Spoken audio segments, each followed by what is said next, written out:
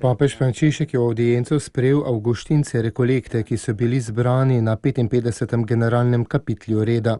Avguštinove besede govorijo o možih upanja, ki so zmožni vse svoje zaupanje položiti v božje usmiljenje, ki se zavedajo, da se samo s svojimi močmi ne morejo spoprijeti z izzivi, ki jim jih postavlja Gospod. Vemo, da smo mali in nevredni, a v Bogu sta naša gotovost in veselje, on nikoli ne razočara. On je tisti, ki nas po skrivnostnih poteh vodi z ljubeznijo očeta, je dejal papež Frančišek v nagovoru. Med tokratnim generalnim kapitljem so avguštinci rekolekti želeli pred Boga postaviti življenje svojega reda z vsemi željami in izzivi, da bi bil on tisti, ki bi jim dal luč in upanje. Papež je dejal, da se je treba vrniti k Bogu in ga prositi. Daj nam to, kar zapoveduješ, kar ga prosijo, je Jezusova zapoved.